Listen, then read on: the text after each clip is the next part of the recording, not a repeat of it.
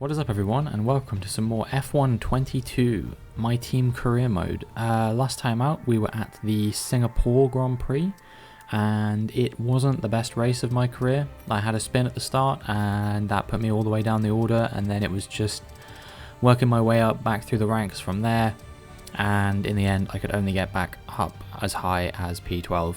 So yeah, it was my first race this season where I finished and not scored a point at least.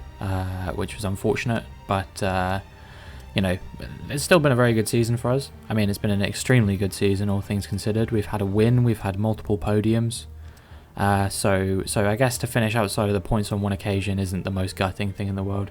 It was just a bit annoying because obviously I started in the points and the mistake was entirely my own and it ruined my whole race. But anyway, we can only look forward, and in doing so we're signing some brand new sponsors. We're re-signing with Shark, but then we've taken one for qualifying in the top 10 or better, and another for scoring at least 3 points, which is basically P9 and fastest lap, or P8, which I think we do from time to time. There's the news that Sebastian Vettel is going to be retiring. I don't know if I was talking about this in the last video or not. I forget if this came up, but yeah, either way, I think he's had enough with all the issues that he's been having recently, and he's decided to call it a day. We get some bonus resource points from an event there. That's going to be really useful because if you forgot, then we do have a regulation change which is coming up. I don't think it's been revealed what's changing yet, but they've said it will affect multiple departments, and we've got a lot of developments in a lot of departments. So we're going to need a lot of resource points to be able to cover off all of those.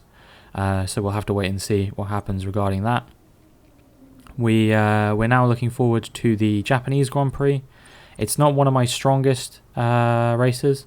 You can see here the development chart. Alpine have actually become the 4th fastest car ahead of Red Bull now. So that's not good news for us, as we are drastically trying to beat Alpine in the drivers. Or in the Constructors' Championship. I think we've probably beaten both Alpines in the drivers no matter what. But in the Constructors' Championship, it's still very much all to play for. And yeah, they are on... I think they're currently either like tied with us or like a couple points ahead of us. I can't remember exactly. So we're gonna need a big effort if we wanna beat them. But unfortunately it's Japan, which is not one of my strongest circuits, and I've mentioned this before. I always really struggle, especially through like the S's and through some of the other corners here. I don't find this to be an easy circuit, and you can see that in the fact that I was only getting 11th in practice, where I'm usually quite high up because I usually push quite hard. My pace wasn't fantastic, I didn't think. I thought I made a lot of mistakes that I probably could have ironed out. But I don't know, it's just a really challenging and punishing circuit, so we'll see what happens. We get a lot of resource points. We're now getting extra resource points because we've got that upgrade that means that we get more resource points from practice than we usually would, and when we can get the final perk at level 15, we'll be able to get even more. Of course, it's not overly important. What is important at the moment is simply just getting a lot of money. So next season I'm going to probably try and sign with a very like difficult target sponsor bonus, because if there's a multi-department regulation change, there's a very good chance that if we can cover off a lot of our upgrades, we'll be in a much better position than a lot of the cars around us. So yeah, we'll have to wait and see what it affects. I think last year it affected powertrain and durability, so maybe this year it's aero and chassis, who knows. But we will have to wait and see. There's a lot of regulation changes. It's not particularly common that it happens 2 years in a row, so that's quite a surprise, but we'll have to wait and see. Now it's time to get into qualifying for the Japanese Grand Prix, and we'll see if we can do anything here. Q2 as always is the target, Q3 sort of the stretch target, but I think that's probably way out of my jurisdiction. In Japan I've not ever been particularly strong. I mean, you can see there, chicane, I'm already going deep. This is my first flying lap of Q1. This is on a fresh set of softs and I'm still making mistakes, so definitely a lot of room for improvement if that's to be believed. And I'm a second behind Lando Norris as things wind down. It puts me in 21st as we finish the lap, and we'll see where it finishes us off in total. Take the chicane a little bit better on the second flying lap, as you can see there. and it puts us about 6.5 tenths up, and it's good enough in the end for P13.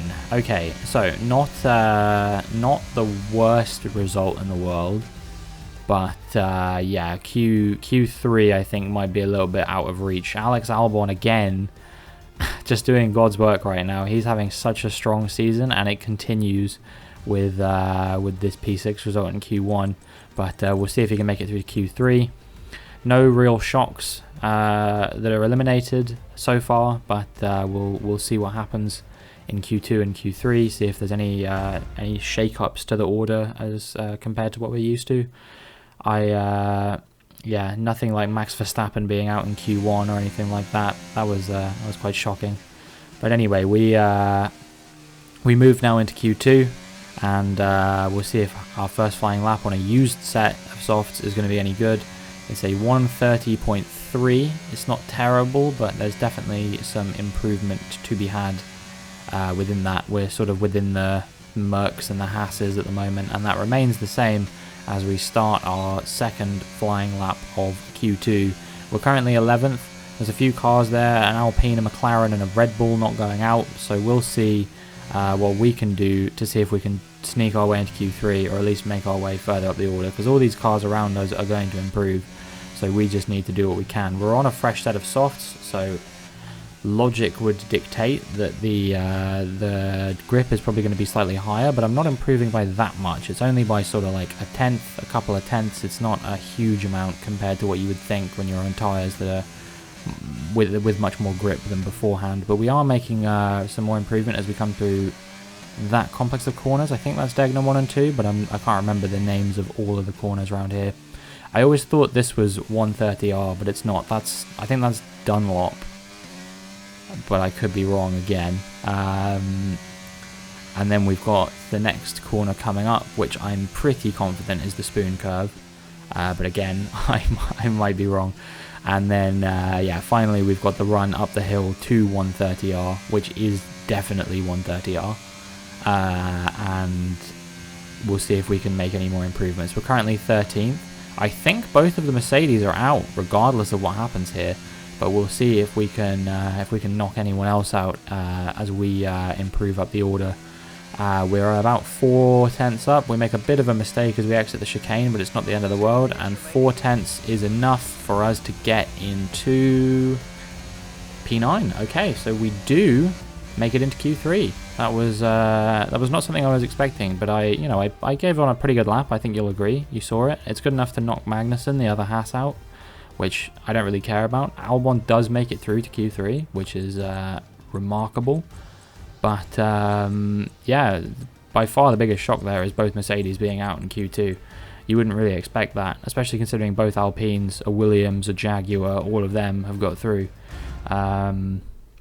Yeah, but if it weren't them, it could have been one of the Ferraris, I think, because I think Carlos Sainz was quite far down the order.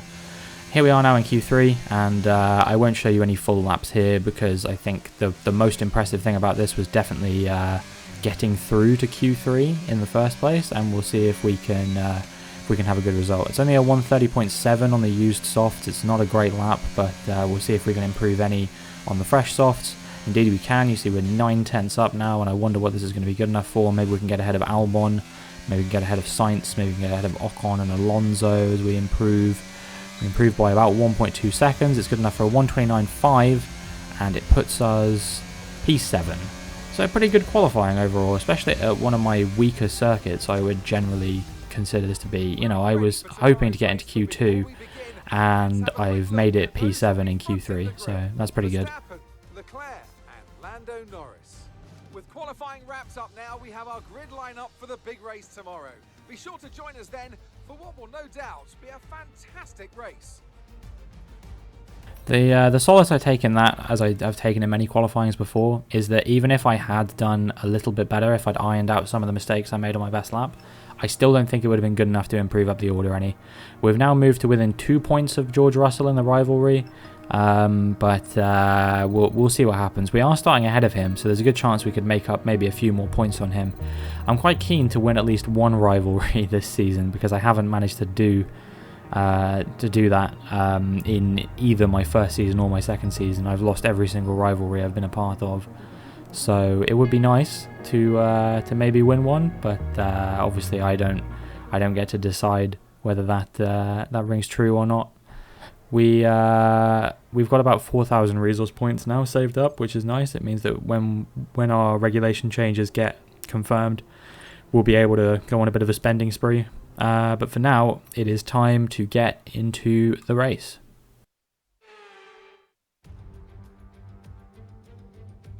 Welcome along then to the magnificent Suzuka International Circuit, a stone's throw away from Issa Bay in the beautiful Japanese countryside. What surprises lie in wait for us today at the Japanese Grand Prix? We're southwest of the city of Nagoya today at the unique figure-of-8 Suzuka Circuit. 3.6 miles and 18 corners make up a lap here, with average speeds approaching 136 miles per hour. DRS will be available, of course, into the potential passing opportunity at turn 1, although the best place for overtaking will be through 130R and into the final chicane. It's time to take a look at our starting grid for today's race. Max Verstappen put in a fantastic lap yesterday, and he'll start from pole position, with Charles Leclerc alongside. As we continue through the rest of the grid today, we have Norris, Perez, Daniel Ricciardo, and Fernando Alonso. Robinson, Albon, Magnussen, and George Russell. Mick Schumacher, Joe, Pierre Gasly, and Vettel. Stroll, Ocon, they've taken a grid penalty.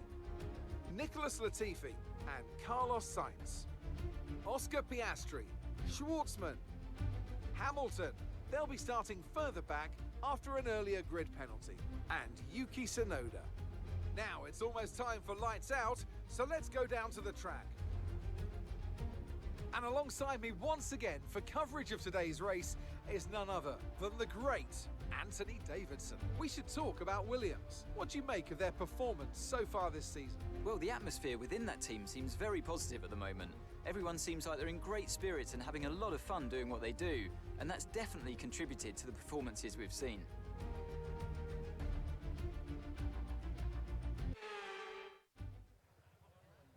Alright then, so here we go. We're ready for the race. I don't think anyone had any penalties that affected us, at least. So we're still starting P7, but it's not the end of the world. We'll see if we can make any progress forward. Really, what it's more going to be like is that we're going to see if we can not make any mistakes and fall backward. If we can hold on to the fringes of the points, that would be ideal. I think Ocon got a penalty, actually, which is good for us, because it means that Alpine are less likely to score a big haul of points here. So yeah, that's nice to see, at least. And we've got Albon and Magnussen for company, so that shouldn't... They're cars I can usually beat, so that's at least somewhat encouraging to see. We might be able to hold on to sort of P7, P8, P9 for a big chunk of this race. But for now, we'll just get ready. Here we are forming up on the grid, and the lights come on. And the lights go out. It was a quick launch, it's a pretty good start, and Alonso immediately moves to cover us off because he sees how quickly we're going. Magnussen has had a great start, and he's looking to move ahead of me here. We're going to challenge him to the outside, but we don't really have the grip or the temperatures to fight with him, especially as he's on the soft tyres. So he's held position for now. We've got Albon to the side of us, and we just about managed to hold him off. There's Russell behind on soft compound tyres as well, so I imagine he'll probably blitz his way through in just a second. But more than anything, we just need to try and keep behind. I mean, Russell for the rivalry, obviously, but Ocon is the big one, in my opinion, to try and minimise the amount of points that we lose to Alpine in this race, because we still can get this P5 in the championship. We just need a run of good results, and that's going to start with maintaining as many as we can, doing sort of damage limitation, I suppose. So that's the thing I'm more concerned about, because the rivalry is temporary, but the money that we get from P5 will go a long way to our long-term success. So yeah, that's my focus, that's my goal at the moment. But yeah, the grip on these tyres is really not not working for me at the moment. I'm having to burn a lot of battery up the hill to 130R in order to keep Albon behind here.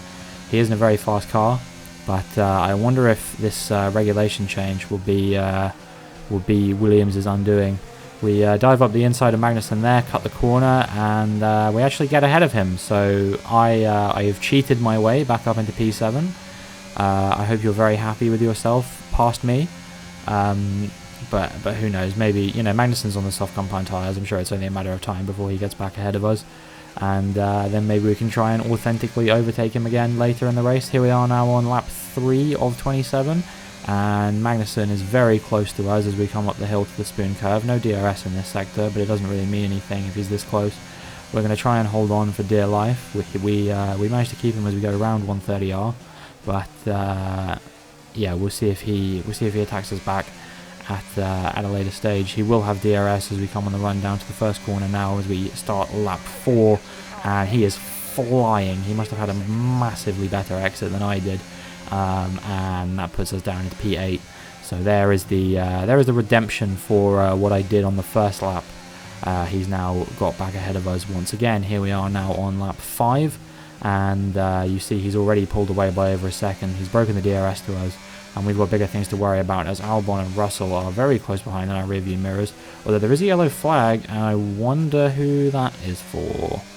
Someone falling down the order. I think it might be Albon, actually. I think Albon has had an issue and seems to be falling down the order. That's a real shame for him. That's put an end to his strong run of results that he's been on. So yeah, I don't know. I mean, there's been no DNF notification, but I don't think he's still in the race. I think he has like slowed down because of some kind of failure. Yeah, there we go. For some reason that took forever. I don't know. I guess we'll find out in a second. Here he is. Here it is from looking at Albon's perspective. So he was chasing up right behind me, and then all of a sudden he just comes around this corner and a puff of smoke, a massive blast of smoke comes out the back of his car, and that spells the end of his race, unfortunately for him. That is a real shame, because like I said, he's been on a really hot streak recently, and I don't want this to be sort of the killer of that. He holds up, I don't know which Alfa Romeo that is, one of them, massively as they exit the final S's, as well as one of the Ferraris and another car there who I'm not quite sure. I think it was maybe Tsunoda. So yeah, that's annoying for Albon, but yeah, I think the reason why it took so long was maybe because he couldn't find somewhere to exit the track. Oh, Alonso's going slowly. Oh, has he got a retirement as well? Possibly. I'm not 100% sure. But it looked like he was going very slowly for a second there. So we'll see what happens with him. It looks like there's some kind of other issue, maybe. It's kind of hard to tell from the minimap, but it looked like there was... Yeah, George Russell is out. What? There's a safety car. And Alonso hasn't retired from the race, so we're going to need to see a replay of what happened there to get a gauge on exactly what happened. But we do have a safety car, and I wonder if it's too early to potentially switch on to a set of hard compound tyres to go to the end. This could be an opportunity of a lifetime for us to potentially cover off some of the cars around us. Here we are riding on board with Alonso now, and we'll see what happens with him. Oh, if you see his rear left, it just got a spontaneous puncture from nothing. That's so rare. That rarely ever happens. And then does Russell hit him, or what happens here? So he tries to go around the outside. Alonso cuts the chicane and breaks his front wing, but that wouldn't be enough for Russell to retire from the race, so we'll see what happens. Oh! Oh, I see, okay. So, Russell was trying to go into the pits, but Yuki Tsunoda was cutting between Alonso and Russell, because Alonso was also trying to go to the pits. And Yuki Tsunoda tagged Russell with his rear left to George Russell's front right, and just broke the entire car. Wow, I wonder if he'll get penalised for that, or whether they'll see it as a racing incident. That definitely seems like Tsunoda's fault. He should have probably had a bit more awareness in that scenario, I don't know. But in any case, I think a lot of cars haven't stopped, so we're not stopping again. That could potentially put us in a very strong position in this race.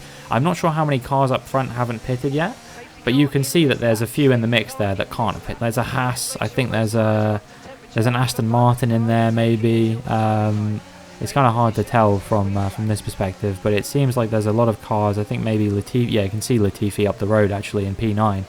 So yeah, this is a potentially really solid opportunity for us to bag big points once all these cars come into the pits. I'm not sure how many there are left to stop, but I think it's at least like 5 or 6, which would put us up in a position higher than we were before the safety car, if that is the case. We'll have to see what happens, but yeah, that is a really solid strategy gamble from us. I think the only other cars that came in were all soft compound runners. It was cars like Magnussen and Perez, who I think started on the softs. I think Vettel and Gasly were on the softs as well, and they both came in. So that could present a really, really good opportunity for us if we can make it work. I wonder if Alonso's going to the end or not, because he obviously had to stop unexpectedly early. I imagine he'll probably be going to the end as well. I don't know if he's still got that front wing damage he had before, but either way, he's going to be a hard customer to fight off. If Ocon hasn't stopped yet, then we are ahead of both Alpines now, which is that could present a really good opportunity for the Constructors' Championship, for us to maybe even extend our lead over them. Well, we don't have a lead at the moment, but for us to claw our way back towards them, rather than kind of limit the damage that they're doing at a race like this by being faster than us. And it would be even more amazing given that they're the 4th best car on the grid at the moment. Red Bull are actually the 5th best car on the grid, which is kind of shocking, and it's even more shocking that despite that, Max Verstappen is currently leading the race. So yeah, I don't know. Piastri's in, and I think another it's Stroll is also in. So I'm not sure why they didn't pit under the safety car, but they've pitted now in any situation, and we'll see what happens with that. Here we are now on lap 11 as we exit 130R and move into the chicane. We're going up the inside of Magnussen here. It was clean that time. I didn't cut the corner, and we're going to be burning the battery to try and keep him behind, and we'll have the DRS. No, we won't have the DRS. Okay, we've disabled the battery for now. But Magnussen is attacking Latifi very hard here, and they're going to hold each other up massively. I'm going to dive up the inside of Latifi there as he loses 2 places in one corner, really. And yeah, I mean, I'm sure that was all part of Latifi's grand design. But now he gets to hold up Alonso massively, so that's encouraging for us at least. And we'll see what happens as we move forward. We'll try and stay with Magnussen to see if we can attack him later in the lap, maybe with the DRS at the start of next lap. We'll be able to keep him behind. We'll have to wait and see what happens with that. But yeah, a lot of cars in front. I still don't think have pitted. I think at least Ocon and the other Haas of Mick Schumacher haven't pitted. So if we can get ahead of Magnussen, this is going to be at least P6, which is, I mean, it's better than where we started, which would be a fantastic result given that I thought this was going to be a damage limitation type race, but actually it's turning into a rather competitive race for us. I'm pleasantly surprised by what Suzuka has thrown up here, and I can't wait to see how this race shakes out. We've got 15 more laps yet to go, so anything could happen. There could be another safety car, which could allow anyone who hasn't stopped yet to have a free stop effectively. We take 150R very quickly. We are looking up the inside, despite the fact that it was covering it off, and we make it past Magnussen in a legal way.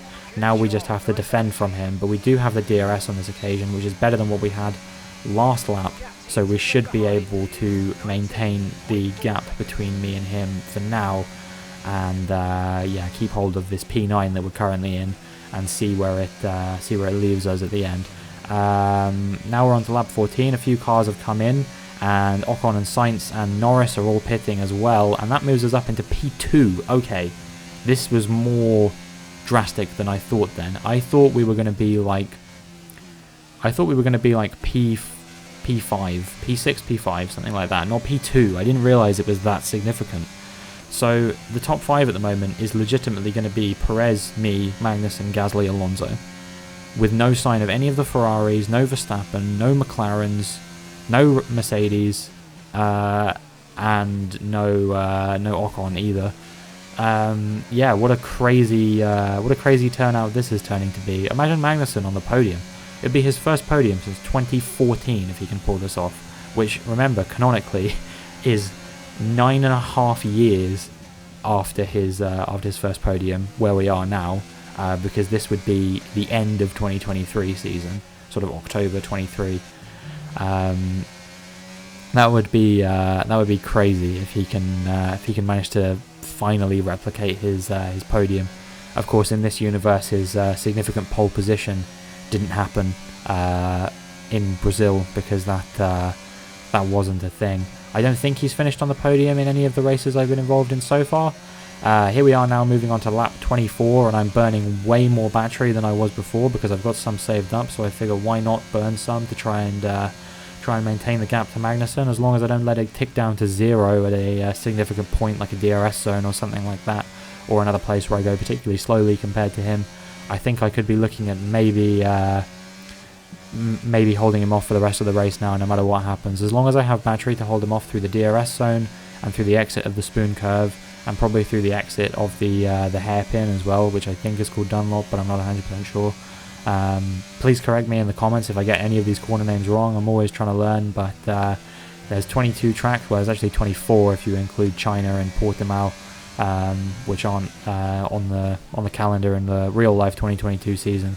But yeah, there's 24 tracks effectively in this game, and they all have a lot of corners. You know, Jeddah has 27 corners, and that's the most that there are on any track. And then some of them have names, some of them don't.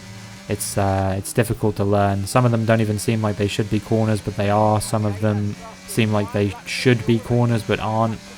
It's very difficult to remember the names of all of them. But what is shaping up to not be so difficult is maintaining the P2 in this Japanese Grand Prix. Gasly's 2.5 seconds behind, so I don't think I'm going to have to worry about him or Alonso for the rest of the race. And as we move into the last lap, the gap hasn't really come down between me and those guys any. The only driver that we have to worry about now is Kevin Magnussen, but as long as we're burning our battery moving further, maybe we can just hold on to this. We'll have to wait and see. And come through the first corner, and I don't know, it's not great, but it's not too bad. We're maintaining that distance at sort of about 6/10. I think it's safe to say Sergio Perez has probably won this race, and he'll probably be thanking his lucky stars for everything that's happened in this race, because it means that he is able to massively claw back some ground on Leclerc in the championship, which we all know at this point that he needs. I think he's about 40 points down on Leclerc with only 6 races, including this one, to go. So this is going to be a major boost to his championship chances if he can pull this one back to sort of like, I don't know, a gap of maybe 20 points or something like that. I don't know where Leclerc is at the moment. I think maybe he's in P7. So if he gets a P7 finish, that's going to be 6 points for him and 26 for Perez if he keeps hold of this fastest lap. So yeah, that would be a 20-point recovery over Leclerc, which would be a fantastic result for him. Magnussen still behind us at the moment. We're massively holding on. We're burning as much battery as we can, but it's draining, and he is gaining on us at this point. He's moved within 4/10 now. We're going to come around 130R, where we've been owning him all day. We massively increased the gap by 2/10. I've used the word massively way too much in this race. I'm very sorry about that. We come around the final corner. We've got a little bit more battery to burn to the line. He does get a better exit, but it's not going to be good enough. And we get P2. It's another podium in this season of My Team Career Mode.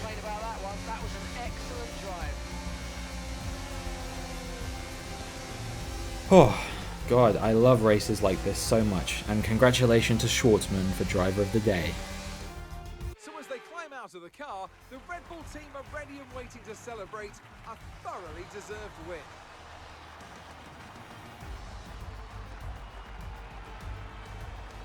Tell me, Ant, how did they manage to achieve this win? Well, they certainly stood out as a driver with tons of confidence on the track. I think their ability to keep their cool, even during some of the more hectic parts of the race, meant they were able to capitalise on the mistakes of other drivers, giving them the opportunity to make their way to the top spot with ease.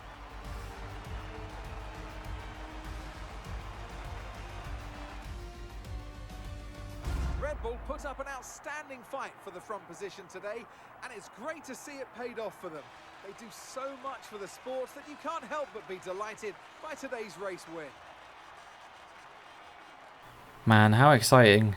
Perez, myself and Magnussen make up the podium, and what a great race that was. And what a fantastic strategy we were put on as well. So yeah, I can't complain about that. Have to give the strategists a pay rise maybe, in the hopes that we can keep pulling out more great strategies like that. But yeah, congratulations as well to Magnussen for his podium, and hopefully we can take the fight to Alpine for the rest of the season. Let's have a quick look at how the driver standings have changed. This result then narrows the gap between our championship leader and the rest of the standings. Let's focus on the driver of the day, Anthony Davidson. Who do you pick? Robert Schwartzman gets my vote today. It's time to see how things are shaping up in the Constructors' Championship. And pulling further ahead in the standings, it's Red Bull. Meanwhile, AlphaTauri's strong weekend allows them to continue their march up the table. Well, what an end to another fantastic weekend of racing. Thanks to everyone who joined us, and we'll see you for the next one. There's so many exciting fights in this season. I mean, you can see here, like, Ferrari aren't technically out of the Constructors' fight. There's a three-way fight for the championship, which might not be over as a result of this.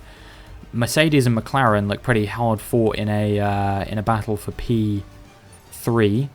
We're battling Alpine for P5, and I think Williams and AlphaTauri are battling for P7 as well. I don't really know what's going down at the bottom of the field. I think it's kind of a free-for-all between Haas, Aston Martin, and Alfa Romeo. But yeah, this is shaping up to be an incredibly tight season, with loads of action and loads of battling going on. If Season 1 was the warm-up, Season 2 has definitely delivered so far. We've got 5 more races to go, and I finally found out today where Portimao is. It's coming after Mexico, so it's going to be the USA, Mexico, Portugal, Brazil, Abu Dhabi to close out the season. And I mean, you remember last year we did pretty decently at the USA. Portimao is a completely unknown quantity, but Mexico we also did well at. That was obviously where we scored our first points in that insane race that happened there, and we'll see if something similar can happen this year to allow us to capitalize on that. Brazil went pretty well for us up until that DNF, so if we can keep the car on the road for the whole race, then maybe we could have a good race in Brazil. And Abu Dhabi we similarly scored points in as well, so we have a real chance to still take the fight to Alpine in these last 5 races. I think it depends on Portugal more than anything. If Portugal goes well for us, we could be looking at P5 in the Constructors. If it doesn't go well, I wonder if Alpine will pip us. It doesn't help that they're also developing their car, whereas I'm kind of focusing on next season now. I'm wondering if it's better to just kind of accept that we're in P6 and try and not worry about it too much and focus on next season when we could be moving massively up the order to have a Constructors' Championship fight, not necessarily for P1, but maybe P2 or P3, something like that. I mean, I have no idea. If it's a multi-department regulation change, if one of them is durability, obviously that's going to be a bit boring. But if 2 of them are both sort of things that actually affect the performance of the car, that could massively shake up the order, and we could be looking at jumping a lot of teams. So we'll have to wait and see, and wait until next season, but that's got me very excited. I'll be recording the rest of the races for this season over the course of the week that this video is coming out, and we'll probably be starting Season 3 at some point next week, I imagine. You know, I don't intend to slow down the pace that we've been doing these videos. We've been releasing them every day, and I don't see a world in which that ends anytime soon, because I've been enjoying doing them immensely, and I've got the time to do them. We get all of our sponsorship bonuses, which is nice. That's 600 grand in the bank from one race. You love to see it. And yeah, no damage either, so that's another 75 grand. And yeah, we earn a lot of money from that race. So I hope you enjoyed this video. It was real fun to record, and if you did, make sure you like and subscribe, and hopefully I will see you in the next one.